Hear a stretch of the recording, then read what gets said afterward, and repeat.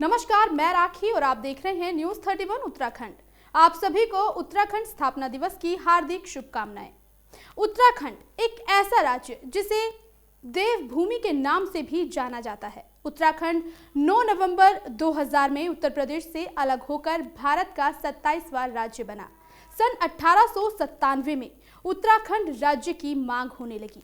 सन 1815 तक ब्रिटिश साम्राज्य टिहरी रियासत को छोड़कर पूरे उत्तराखंड में बस चुका था।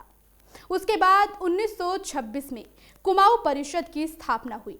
धीरे धीरे पहाड़ी जीवन को देखते हुए बद्रीदत्त पांडे ने हल्द्वानी में उत्तराखंड क्षेत्र के लिए मांग उठाई, जिसमें अनुसुईया प्रसाद बहुगुणा ने कुमाऊं और गढ़वाल दो अलग यूनिट की मांग रखी और उस समय के Uttar Pradesh registrar council member Indira Singh Nayyar ने भी सेपरेट डेवलपमेंट की बात की थी और इस मांग के फेवर में पंडित जवाहरलाल नेहरू भी थे। 1947 की आज़ादी के बाद सन 1952 में उत्तराखंड के प्रथम व्यक्ति पीसी जोशी ने उत्तराखंड राज्य की मांग रखी।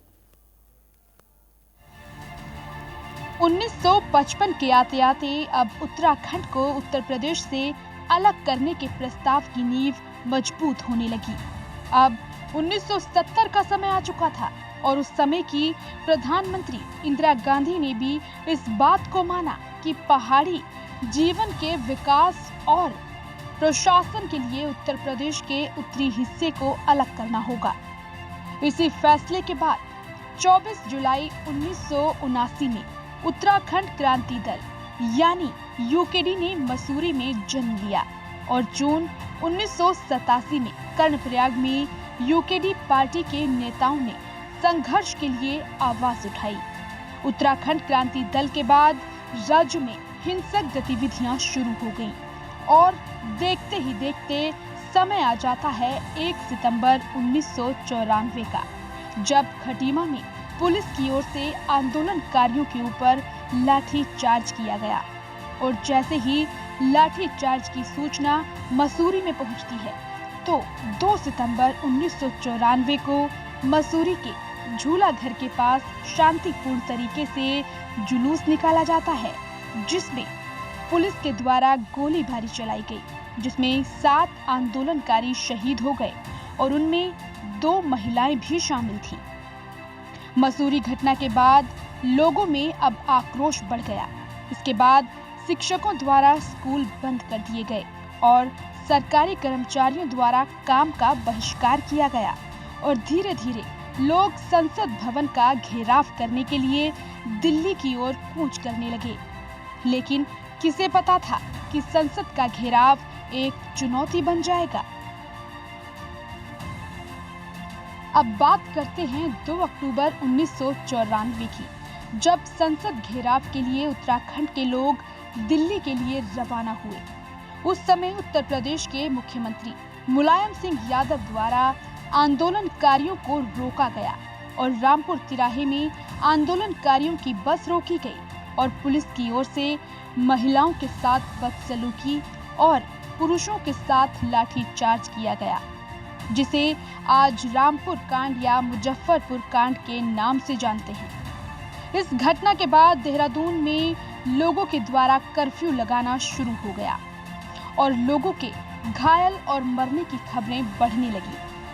तब पहाड़ के लोगों के संघर्ष और निरंतर बलिदान को ध्यान में रखते हुए पीएम एचडी देवेगौड़ा ने लाल किला में स्थित नए राज्य उत्तरांचल की घोषणा की और 1998 में बीजेपी गठबंधन ने उत्तरांचल बिल को उत्तर प्रदेश सरकार को भेजा और फिर उत्तर प्रदेश सरकार ने इसे सेंट्रल गवर्नमेंट के पास भेजा और फिर 1 अगस्त 2000 में लोकसभा में इस बिल को पास किया गया और 10 अगस्त सन 2000 में राज्यसभा ने भी इस बिल को पास कर दिया और इसके बाद 9 नवंबर 2000 को उत्तराखंड भारत के मैप में 27वां राज्य बन गया।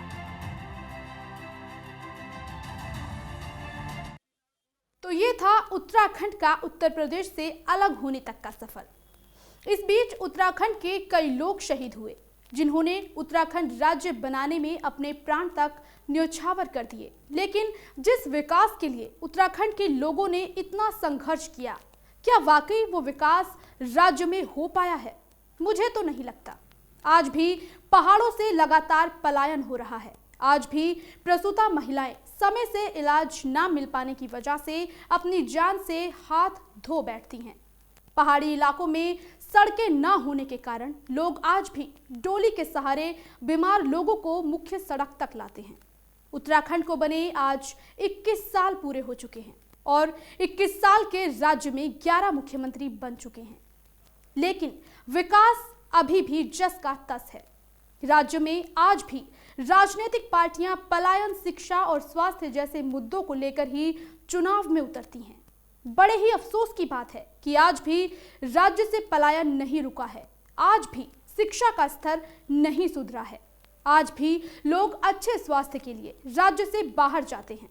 खैर, राजनीतिक पार्टियों की नीयत अच्छी हो तो राज्य का विकास इतना मुश्किल नहीं है, लेकिन जिन लोगों ने उत्तराखंड के लिए अपने प्राणों का बलिदान दिया, उसे उत्तराखंड की जनता कभी नहीं भूल सकती। एक बार फिर से आप सभी को उत्तराखंड स्थापना दिवस की हार्दिक शुभकामनाएं। धन्यवाद। उत्तराखंड से जुड़ी तमाम खबरों को देखने के लिए हमारे चैनल को सब्सक्राइब करें और बेल आइकन दबाना ना भूलें।